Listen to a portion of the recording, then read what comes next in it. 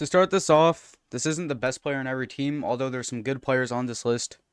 These are guys that really need to step up for their teams to play well. So, for example, when I do the AFC video, it's going to be, Patrick Mahomes might not be the guy on the Chiefs, but someone else just needs to step up. Now, let me shut up, and we'll start with the Packers. I believe the receivers are the most valuable or important position for them. The Packers need any one of their three solid wide receivers to step up. I think the Packers need one of their guys to step up to being a superstar, and none of them have really done that quite yet. The guy that I think could do this is most likely Jaden Reed. I feel like people talk about Christian Watson and Dobbs more, but I believe Jaden Reed will step it up big for the Pack this year. He actually had a really solid year last year as well, with 8 touchdowns and a little over 790 yards, but it feels like he's just not talked about as much as Watson or Dobbs or Dubes, if you want to say it like that.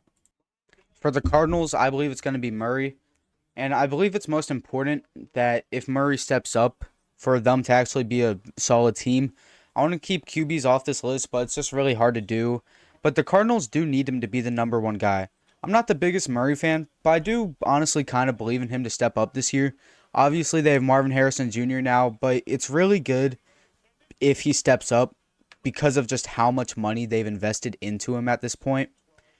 And I know some people don't really like Murray because of the Call of Duty stuff, and I find it pretty funny just about the whole thing, and I feel like a lot of people forget about it sometimes.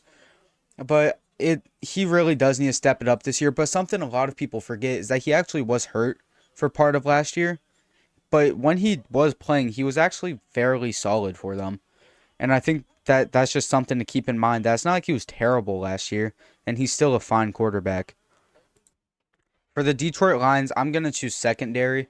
They lost a couple key secondary pieces this year, including Jerry Jacobs and Cameron Sutton, but they did replace them with some arguably better players such as Carlton Davis and Terrion Arnold, who we haven't seen yet with the Lions, obviously, but Terrion Arnold was one of the best corners in the draft. They also brought in Amik Robinson from the Raiders, who is a solid cornerback 3.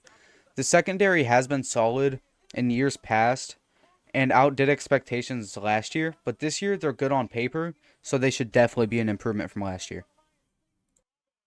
For the Saints, I believe it's Derek Carr. Carr needs to step it up. Last year he was alright, but he needs to truly put it back to his 2016 self. I know that was like 8 or so years ago, but it's not like he's super old now or anything. But that was almost his best season until a broken fibula. I've always liked Carr, and I think he'll be better this year for the Saints now that he's adjusted to the team maybe. He was mediocre last year, but he's going to need to be a true number one guy this year. And he was always fine for the Raiders too. Last year, he didn't really struggle with the Saints, but he just didn't perform as well as some people might have wanted him to.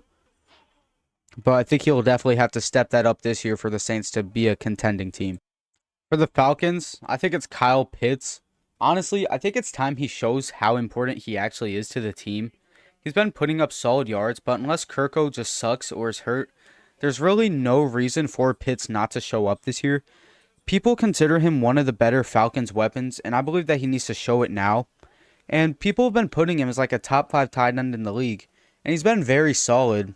But with this year having an actually good quarterback, he needs to show that he truly is a top 10 or top 5 tight end in the league, because now it feels like there's not a huge excuse unless something drastic happens. For the Panthers, I believe it's O-line. The Panthers feel like there's not a lot of guys needing to show up just because of the year they're in. They're kind of in a bridge year. But I think it's important for Bryce Young to show up as well. But honestly, I think really it's the entire O-line that needs to. It might feel a little cheap to do this, but I think it's important for all of them to show up more than any other position group or player. They've made some good additions, including Robert Hunt, and we'll need to see if that's really enough or all of the additions are enough.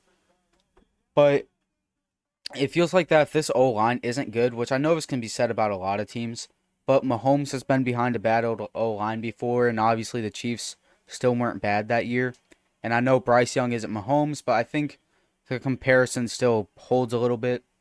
But I do think that if the Panthers are going to be an all-right team, they need a good O-line. And if the O-line doesn't show up, then I don't really believe in them whatsoever. For the Bears, I'm going to have to choose Demarcus Walker. And you could argue O-line again, but I'm not going to do that. And I think it's Demarcus Walker because the Bears' interior D-line isn't great, but they do have Montez Sweat on the other side. They also don't have much outside linebacker help to rush. I think he could step up a lot to help out the Bears and a mediocre front seven. He had 7 sacks a couple years ago, and that's something the Bears will need him to do again this year. And I want to say the Bears made an addition recently to that defensive line or middle linebacker core. I did write this up quite a while ago, but I still think that he's probably the most important player. For the Cowboys, I think it's Ezekiel Elliott. The Cowboys need to make it over the playoff hump. They always seem good on paper, but it always crumbles. I know it's a big ask, but Zeke is going to need to turn the clock way back to 2016, kind of like Derek Carr when he was a rookie. If the Cowboys can't get a good running back play behind what is a pretty solid O-line, I think that the passing game will also be affected due to relying on it too much. I think a strong run game will be super important for the Cowboys this year, kind of to help support Dak. And obviously, Dak's not like an awful quarterback,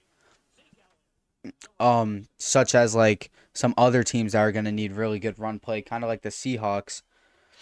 Obviously, I'd say Dak is better than Geno Smith, but I do think that's still important for them this year, that their run game is strong. Because obviously, last year, it's not like it was terrible or anything, but it did feel a little worse with Tony Pollard back there, even though he was still a fine back.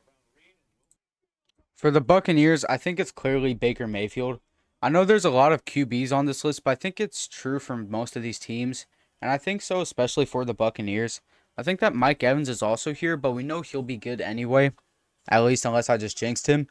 I think that Baker's contract was most definitely deserved, and I think not as many people are talking about the Buccaneers as a solid contending team this year. The roster around Baker is all really good, so I think this year is kind of on his shoulders. We've seen Baker kind of have a slump, like in his second year a lot. Except I want to say with Cleveland, his second year was his better year, or his best year in Cleveland even. And it was his third year that he had that huge shoulder deal.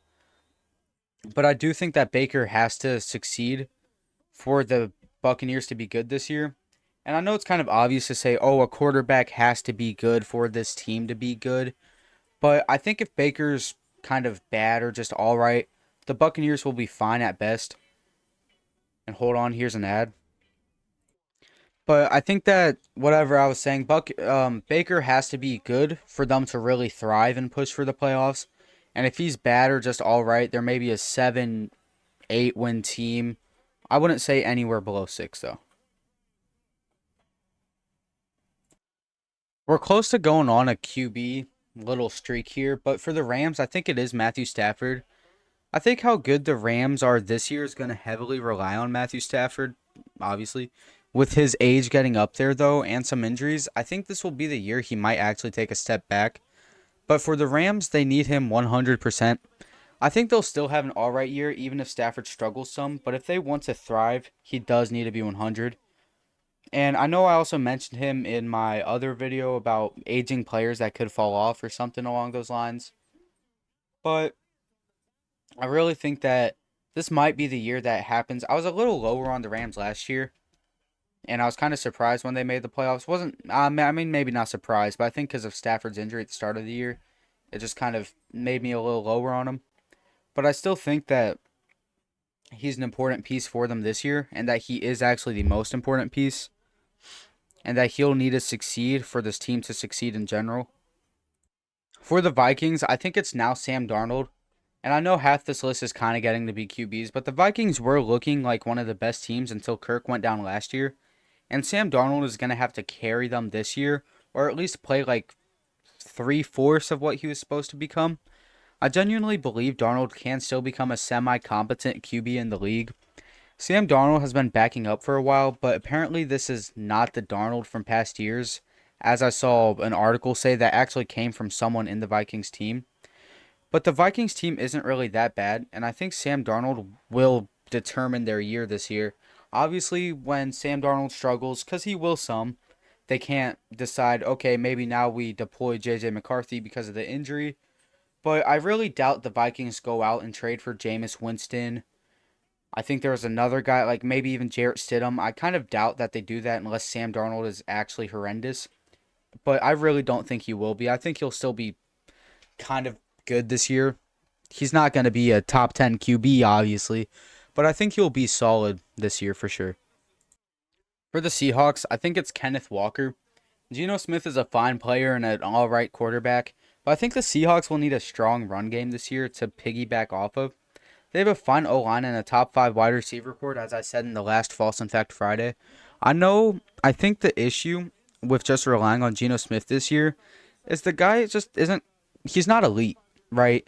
Like how 3 years ago, Tannehill was always a fine quarterback, but he always had Derrick Henry to rely on and help support him and the offense, although they also had good receivers. It's not that I don't think Geno can get it done. I just think he needs the support of a solid running back like he has the past 2 years.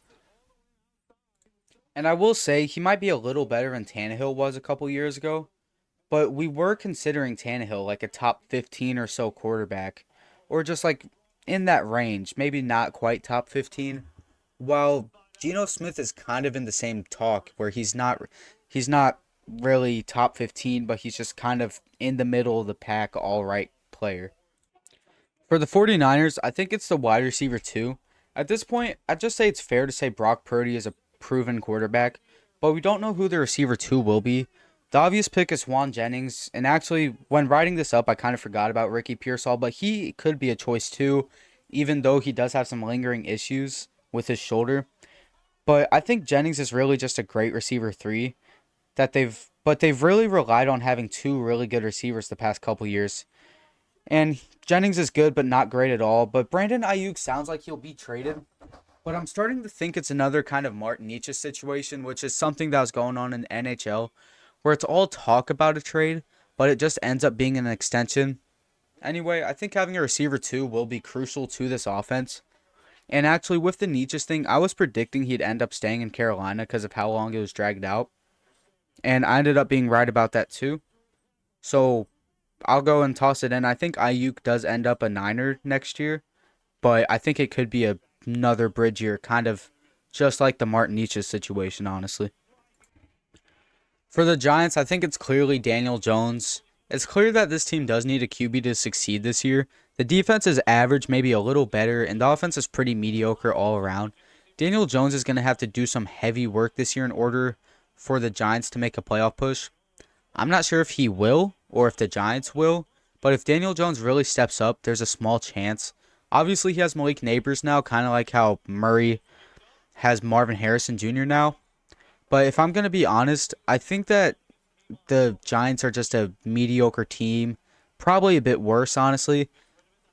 And I really believe that Eli Manning is about to have like a Drew Lock second year, or he's about to have a like Eli Manning type season where he just kind of goes off and everyone's predicting him to be terrible. I really just don't think there's an in-between for him. We're close to finishing off this list. I think for the Eagles, it's Cam Jurgens. Center is the second most important position on the O-line, and the Eagles lost Jason Kelce to retirement. Kelce has been a top center in the league, even with his age, so Jurgens is going to need to be at least 3/4 of what Kelce was. He was also a second-round pick in 2022, so it's kind of fair to assume he's been marinating behind Jason Kelce. Okay, what's going on?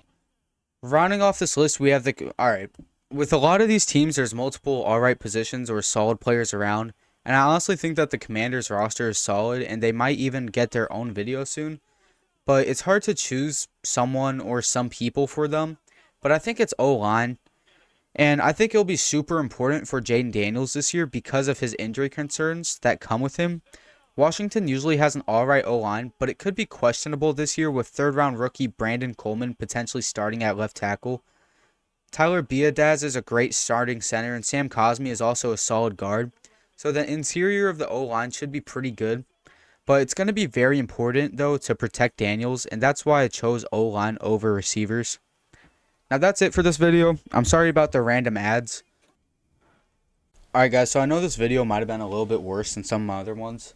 It was a little bit more to record, and I didn't feel like going back and fixing absolutely everything. So I know there was some random ads, and I also forgot a keybind that I put in OBS, where if I click my middle mouse button down, that it'll actually pause. I don't think I did it much or at all, just seeing the time of the video, that looks about right. But I just want to apologize in case there was anything like that. there shouldn't have been. So I just hope you guys come back for another video. I should be uploading a little bit more regularly again. But thank you guys for watching.